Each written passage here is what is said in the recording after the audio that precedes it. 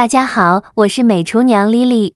夏天要多吃佛手瓜，今天分享一个佛手瓜非常营养的做法。把佛手瓜放锅里蒸一蒸，出锅比吃补药还补，营养又好吃，而且超低脂，多吃了也不担心会长胖。一起来看看我是怎么做的吧。首先我们准备3个佛手瓜，现在的佛手瓜非常便宜，才6毛钱一斤。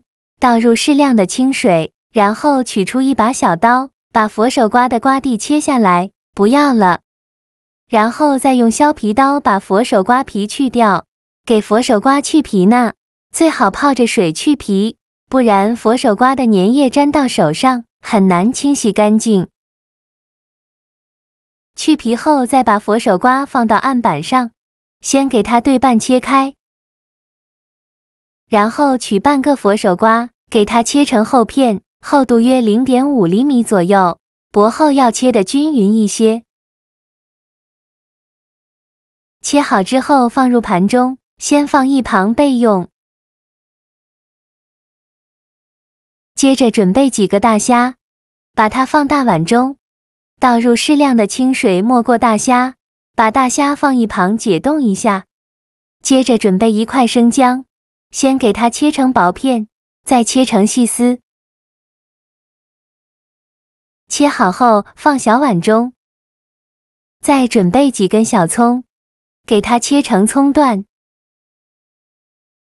切好后也放小碗中，往里边加入几瓣八角，再加入1小把花椒，倒入适量的开水，没过所有食材，用筷子搅拌搅拌，让所有食材受热均匀。搅匀后放一旁浸泡10分钟，泡出葱姜八角和花椒的香味。接着准备半根去皮的胡萝卜，先给它切成薄片，尽量切得薄一些，再切成细丝，也是切得越细越好。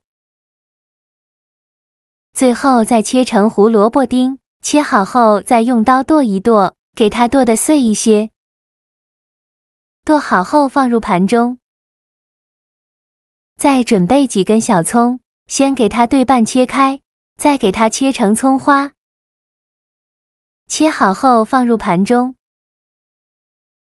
再准备1节山药，大约有200克左右，选择粗的一头，给它插上1根筷子，再戴上一次性的手套。左手拿住筷子，右手拿住削皮刀，把山药皮去掉，这样山药的粘液就不会粘到手上了，手就不会痒了。去皮后再把山药放在案板上，用刀背像我这样把山药拍碎。拍好后再用刀剁一剁，给它剁得碎一些，最后剁成这样的颗粒感就可以，再把它放入盘中。现在我们的大虾已解冻好了，再把大虾处理一下，把虾头掰下来，不要了再把虾壳去掉。像这种冷冻过后的大虾，虾壳是很容易去掉的。去壳后再取出一把小刀，虾背这里给它划上一刀，给它开一个小口，再把虾线取出来。虾线是虾的肠道，非常脏，一定要给它处理干净。处理好的虾肉，给它清洗一下，然后直接放在案板上，先给它切成虾肉丁。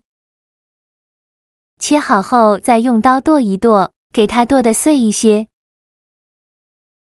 就剁成这样的颗粒感，就可以再把它放入盘中。再准备200克猪肉，猪肉呢最好选择这种瘦肉，这样吃着才不会肥腻。先给它切成薄片，尽量切得薄一些。切好之后放入绞肉机中，盖上盖子，给它搅打成肉末，也不用搅得太碎了，有点颗粒感会更好吃。搅好后把它放大碗中，像这样的颗粒感，就可以再放入刚剁好的虾肉，先放一旁备用。现在我们的葱姜水已泡得差不多了，再下手抓揉一下，给它抓揉出葱姜汁，这样香味会更加浓郁。抓揉好以后，再把葱姜水过滤到肉末的碗中，倒入30克左右的葱姜水，再来调一下味，往里边加入2勺生抽、1勺蚝油、1勺食盐、适量的胡椒粉，再戴上一次性的手套，给它抓拌均匀，让肉馅把这些料汁完全吸收。顺着一个方向搅拌，尽量多搅拌一会，搅拌至肉馅上劲。我这里搅拌了2分钟，搅匀后再加入1勺玉米淀粉，继续下手抓拌均匀，让淀粉完全融入肉馅里。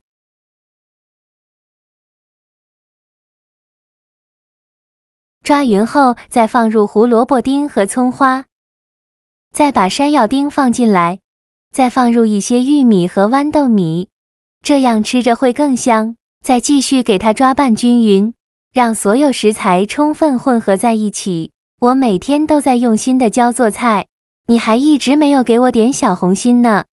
一个小红心对于您来说只是举手之劳，但是对于我来说却高兴到睡不着觉。这个视频麻烦您帮忙点个免费的小红心，下次不会做还能找到我。非常感谢大家的支持。抓拌成这样粘稠状就可以了。像这样我们的肉馅就调好了，放一旁腌制10分钟。接着我们准备一个大一点、深一点的盘子，像这样的盘子就可以。然后把刚切好的佛手瓜片均匀地摆入盘中，先摆满盘底。摆好后，盘子周围也给它放上一些佛手瓜片，这样吃着会更营养好吃。就摆成这样的状态就可以。再把腌制好的肉馅放进来，用手按压一下，让它粘得更加紧实。全部放进来以后，把表面整理平整，像这样子就可以了。蒸锅水提前烧开，把它放入蒸锅中，盖上盖子，大火蒸20分钟。时间到，我们打开盖子看看，哇，好香啊！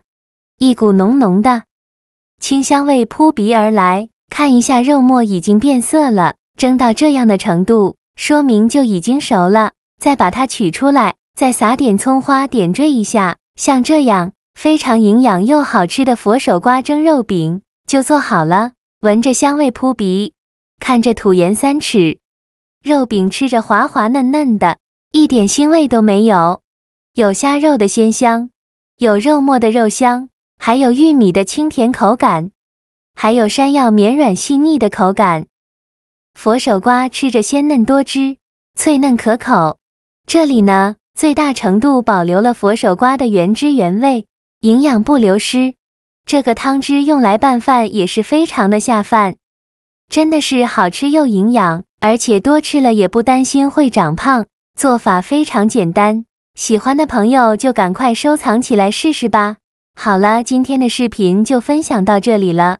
这个视频麻烦您帮忙点个免费的小红心，下次不会做还能找到我。非常感谢大家的支持，我们下个视频见，拜拜。